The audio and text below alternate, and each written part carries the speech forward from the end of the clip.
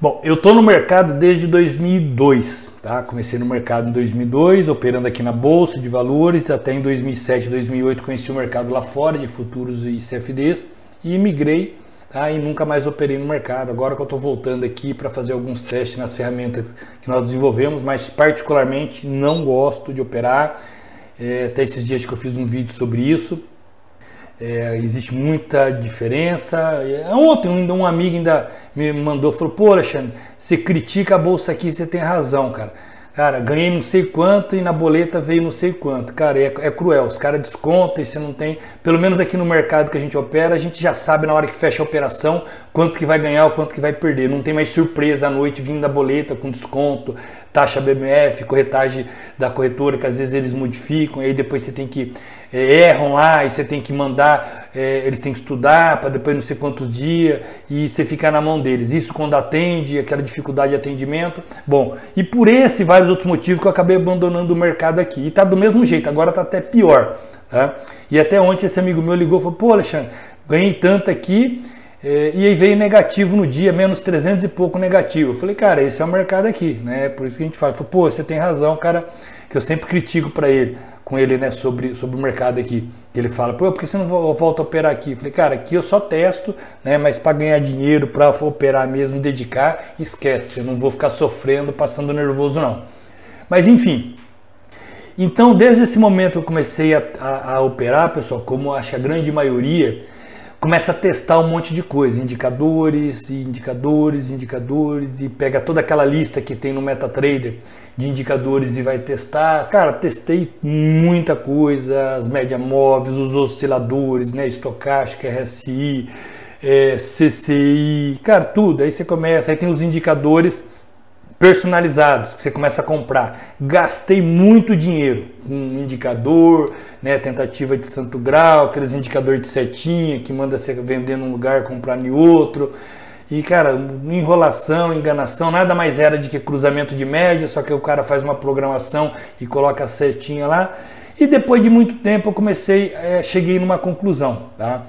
Comecei a estudar até que eu cheguei no volume, tá? Que pouca gente estuda sobre o volume, então não tinha muito. Principalmente, imagine, há quase 15, 16 anos, 17 anos atrás, não tinha muita coisa sobre volume. Hoje tem, mas tem pouco, tá? Então naquela época muito menos. E aí eu comecei a analisar, estudar o volume, ok?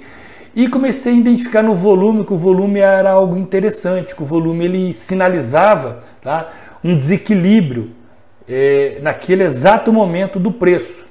Com o seu aumento ou com sua diminuição, você começava a ter um rastro ali, um sinal, principalmente quando existe um aumento grande de volume por parte dos grandes volumes financeiros que estão entrando no mercado.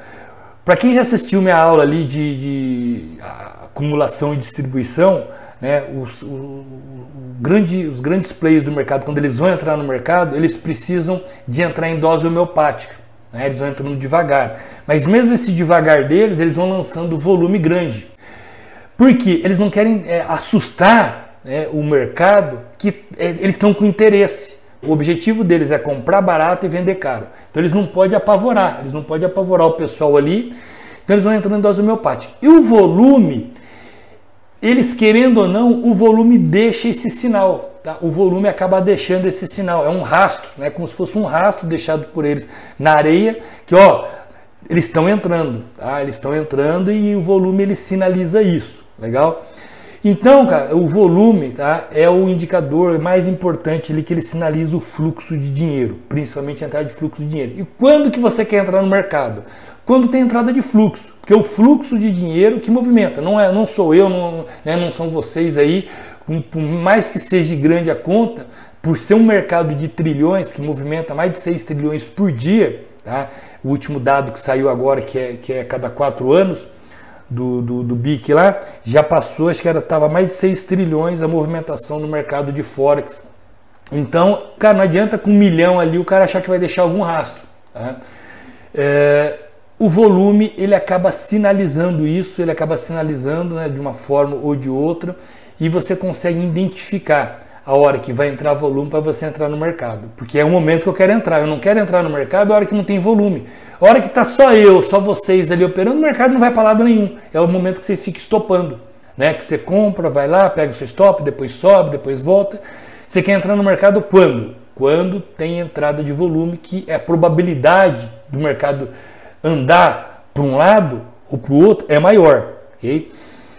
Porém, existe um problema. Tá? No mercado de Forex, não existe volume. O que é o volume? O volume, no mercado centralizado, no mercado que existe de balcão, ele é contabilizado, ele é mensurado. Você tem o número de compradores e vendedores, ou número de ordens, ou número de fluxo financeiro, número de contratos.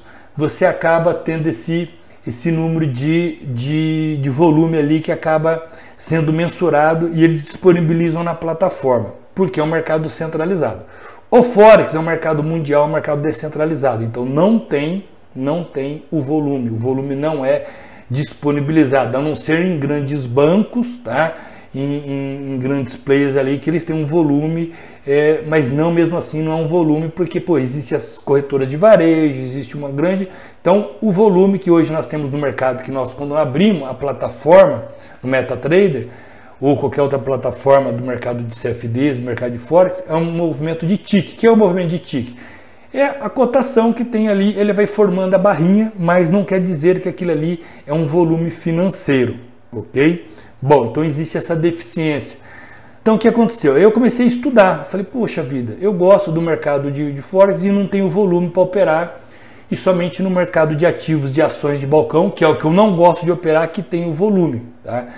E aí eu comecei a estudar, estudei muito, até que eu identifiquei no mercado de futuros, tá? O mercado de futuros, para quem não sabe, o mercado de futuros é o mercado de Chicago.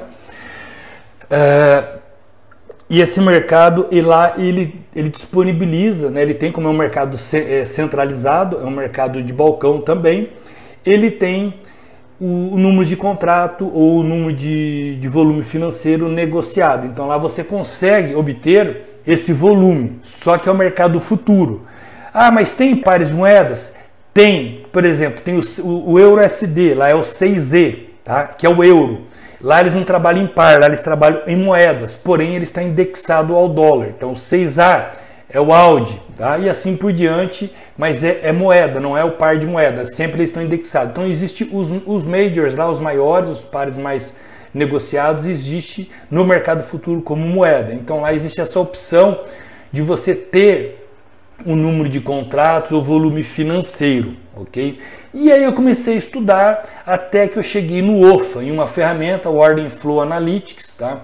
Isso foi em 2014, 2013, tá? Que eu já estava bem mais aprofundado no estudo, no volume, e eu conheci a ferramenta OFA, que era uma ferramenta que ela possibilitava, através do mercado de futuros, no NinjaTrader, eu ter uma noção do volume. Eu tenho uma noção do volume. Eu tinha essa noção de volume, tá? Uma noção de volume através então dessa ferramenta. Problema. Primeiro, eu tinha que usar uma segunda plataforma, que era o NinjaTrader. Eu tinha que contratar essa plataforma, que ela era paga, o sinal em tempo real que era pago.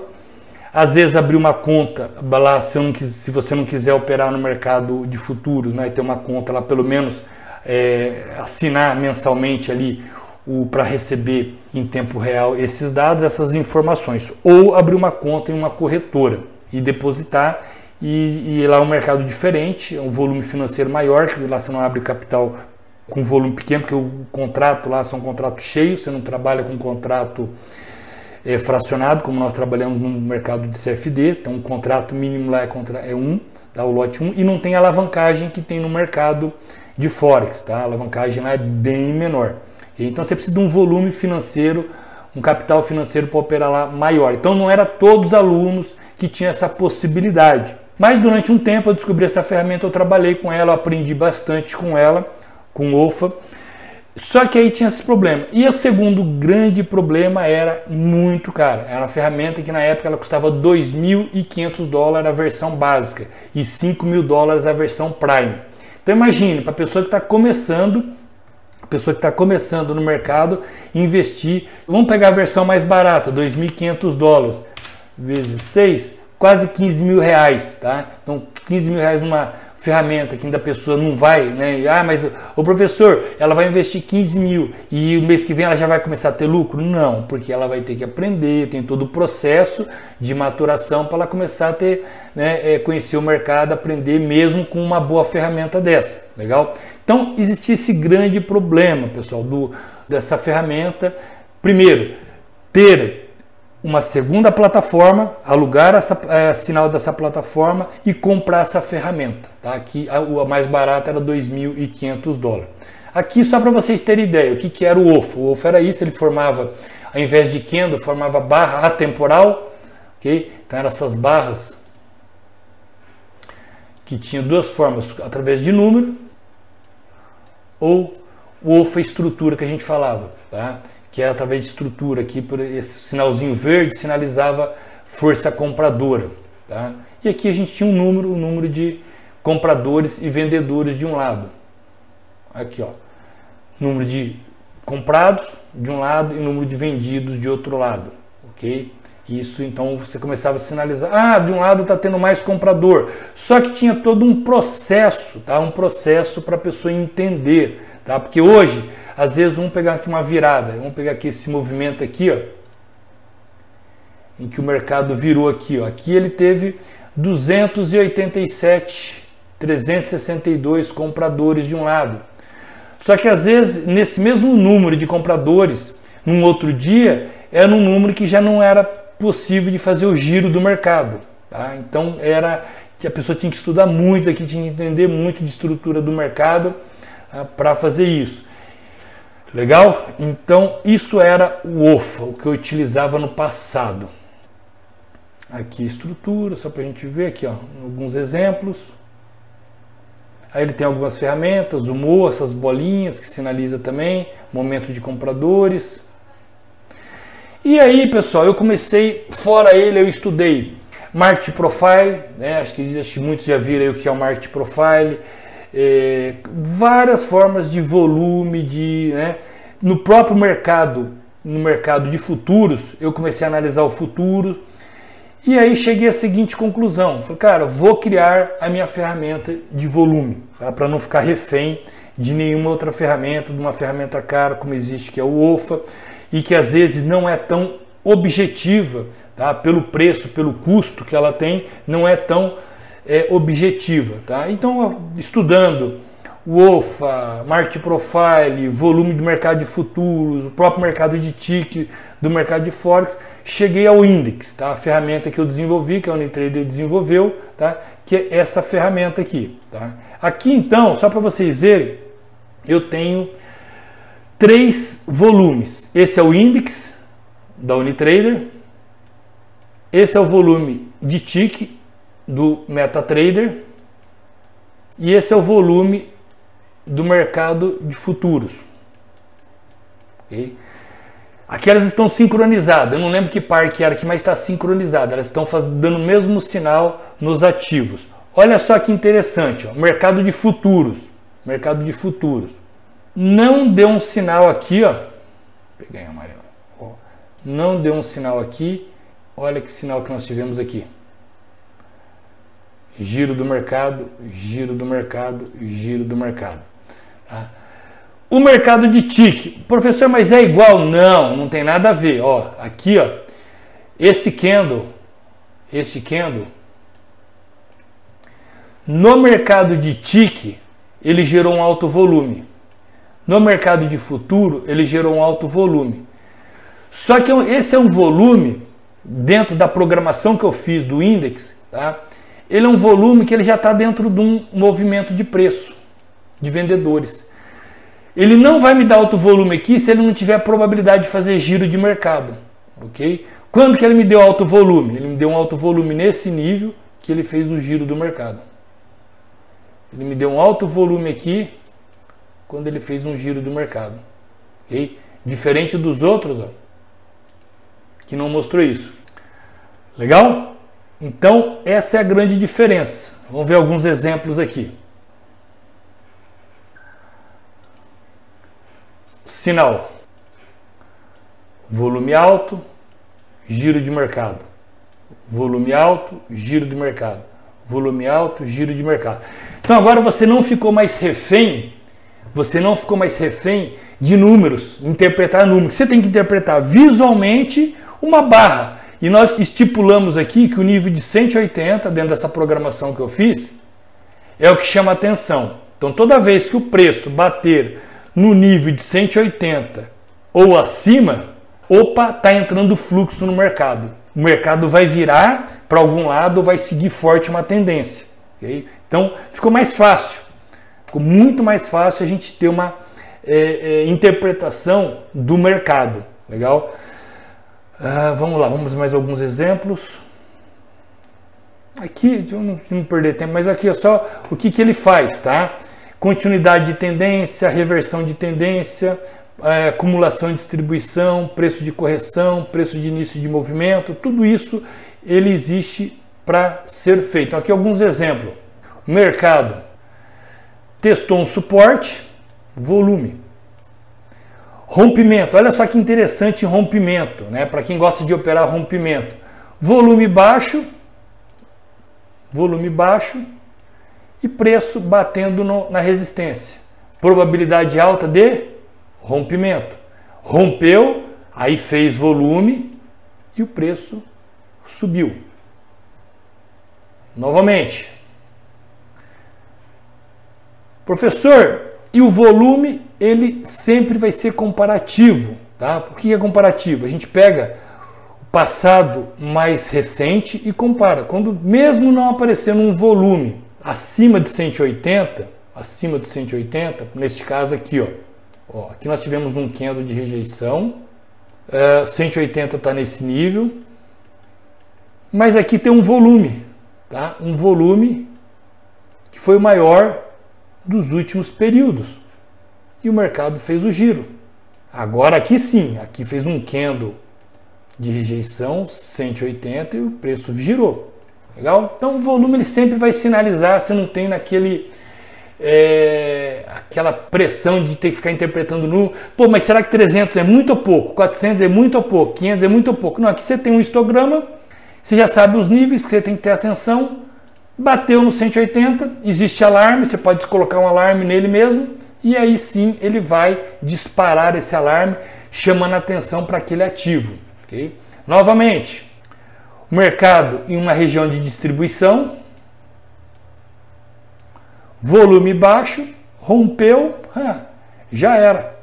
Volume no rompimento, um candle negativo, o preço até fez uma correção, preço de correção em tendência. Normalmente quando ele faz a correção é com baixo volume, foi lá testar, rompimento e voltou a cair. Okay? Para quem gosta de operar rompimento, aqui é um setup de rompimento conservador, onde a pessoa aguarda o rompimento, espera o pullback, confirmação do pullback com baixo volume, rompimento do fractal, entrou na operação.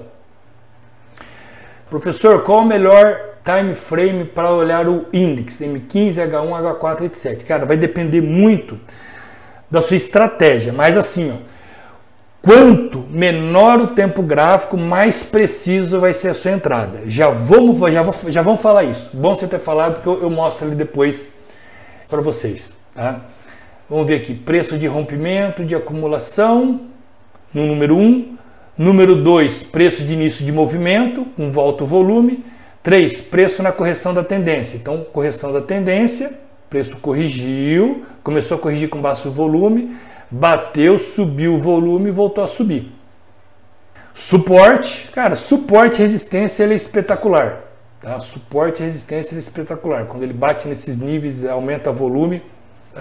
Até teve esses dias, foi a semana passada, não sei se o suporte tem na cabeça essa operação, que foi do mini índice, tá? Do mini índice, acho que foi nos 15 minutos, o volume aumentou e o índice não tinha nada, não vi resistência, não vi suporte, só deu um volume muito lindo ali com candle de rejeição. Eu vi isso, fez esse candle, fez um candle mais ou menos assim, aí o volume vinha assim, nesse candle ele fez isso. fiz uma venda aqui. Foi no índice, não sei se tem se tiver o link fácil aí, passa para o pessoal dessa operação de semana passada. No índice da Bovespa. Então vamos lá. Novamente, olha só, para triângulo, quem gosta de operar as figuras, triângulo, por exemplo, o mercado vem consolidando, baixo volume, rompeu, fez um volume, o mercado foi embora, probabilidade alta, novamente outro triângulo, volume baixo, fez o pullback com baixo volume, ó, pullback com baixo volume, rompimento, confirmou rompimento com baixo volume.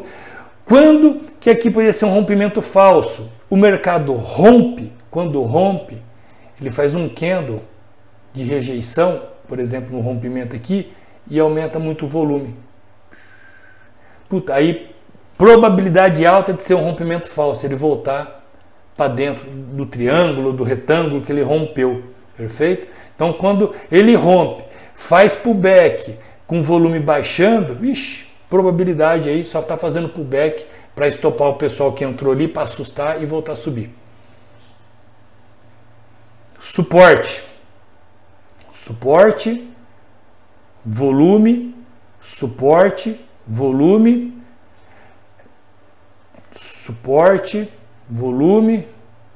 atenção, aqui que eu queria que eu falei para vocês. Eu nunca contabilizei, tá? Mas se alguém tiver essa curiosidade dos alunos que tem a ferramenta aí e quiser contabilizar, faz esse teste. Mas eu acredito que não ultrapasse 10%. Ou seja, 90% das vezes o índice vai sinalizar. Mas 10%, eu estou chutando, eu não acredito que seja, estou jogando 10 para ser aqui bem pessimista, tá? Mas eu acredito que não ultrapasse os 10%, pode ser até menos. Das vezes, o índice fez, aqui o preço fez o giro e o índice não sinalizou, pessoal. Por que acontece isso? O índice ele aumenta, tá? Por uma leitura, são alguns cálculos que eles fazem aqui e eles identificam uma briga entre compradores e vendedores. Então o preço vinha subindo, os compradores no mercado, e quando chega em um nível, quando o volume aumenta muito, esses compradores, por algum motivo, eles querem continuar empurrando o preço e os vendedores começam a empurrar o preço para baixo. Então ali existe uma briga. Essa briga é sinalizada por um alto volume. Tá? Por um alto volume, sinalizou essa briga, existe então uma probabilidade alta. Por algum motivo, em algumas situações, os compradores eles têm um comportamento, quando chega nesse nível, que eles não querem mais comprar, ou eles viram a mão, eles entram junto com os vendedores. Então os compradores começam a vender também, fechar suas posições, e os vendedores começam a entrar no mercado. Ou seja, não existe briga. Tá? Então, diferente, novamente, normalmente quando o índice sobe muito, comprador querendo empurrar o preço para cima e vendedor empurrando o preço para baixo. E aí eles ficam nessa briga aqui. Nessa situação, nesse exemplo que eu acabei de mostrar aqui, ó, comprador entrou, chegou nesse nível aqui, ó, eles viraram, fecharam suas operações na venda, ou venderam, ou entraram vendendo, e novas operações de venda entraram, tudo na mesma linha, sincronizado, sem briga, tá? E aí não me gerou volume, não gera volume. Então por isso que às vezes, 10% das vezes, eu acredito que seja menos, não vai aparecer um volume, né? Pode aparecer de não acontecer um volume em um giro de mercado, mas a grande maioria aparece sim, tá legal? Aqui mais um exemplo, tá?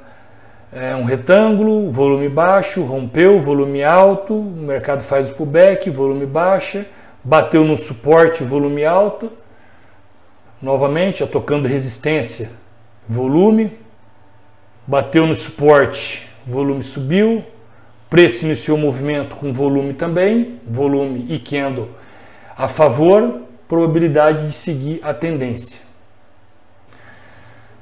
Preço na correção da tendência. Então, sempre quando existe um volume e o preço corrige com baixo volume, é apenas uma correção. O problema é quando o preço aumenta muito o volume e faz um candle de rejeição com alto volume. Aí, probabilidade de ser um sinal falso. Novamente aqui, ó. Preço testando o nível de resistência, 1 e 2. Então, toda vez que ele bateu ele aumentou o volume e depois preço no rompimento com alto volume e o mercado seguiu um volume aí alto. Novamente, volume, numa resistência, bateu no suporte volume.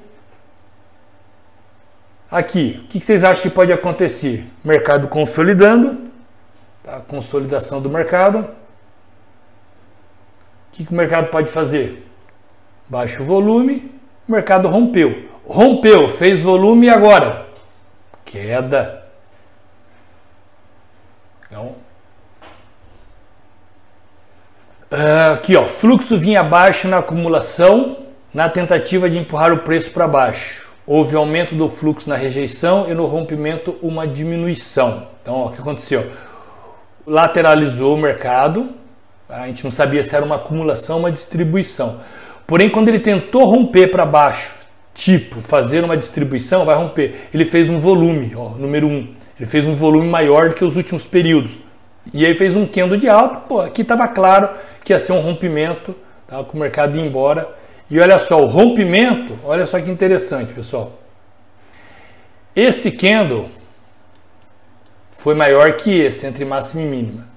Mas o volume desse candle que está sinalizado no número 1, ó, ele é maior do que o outro candle. Aqui já é uma combinação também, que nós estudamos, é uma combinação de um movimento de alta bem interessante. Bom, manipulação do mercado altista. Os compradores podem mover o preço para baixo para comprar mais barato. Existe um aumento do volume sinalizando que os compradores estão no domínio. Então, toda vez ó, que a gente tem uma tendência, tá? O mercado corrigiu, ele bateu nos níveis de suporte, o volume vai aumentar. Então é interessante para fazer aporte. Para que serve isso? Para quem gosta de operar a tendência e fazendo aporte em tendência. Manipulação do mercado de baixa. Ó. O mercado vai caindo, toda vez que ele tenta bater próximo ao suporte, à resistência lá da LTB, ele vai aumentando o volume. Vamos pegar aqui um gráfico. Index.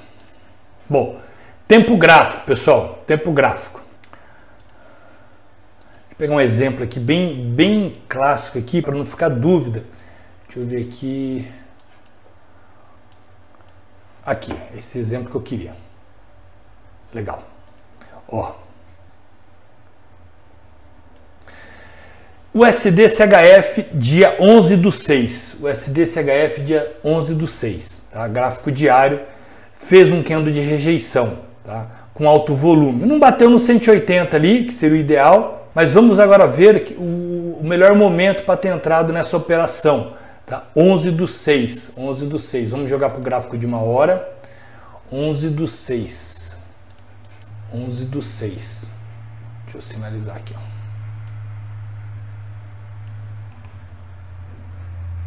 11/6. 11/6. Aqui, ó. Deu um volume neste candle.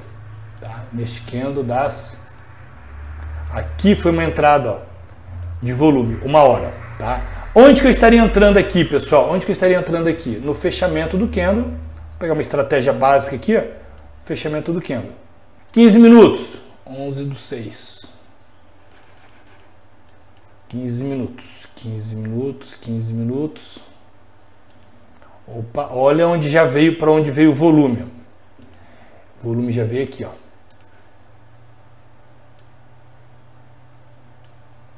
Esse volume aqui, ó.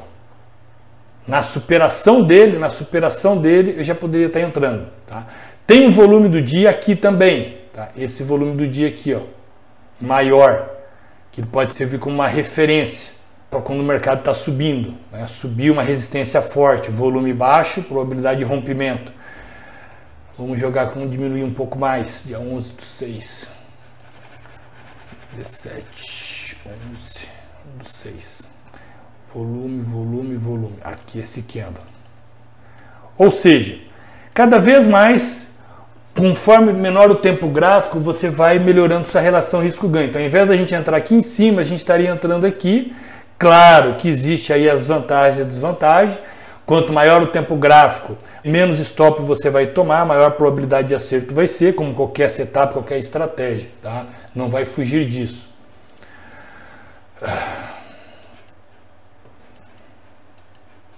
Aqui, ó.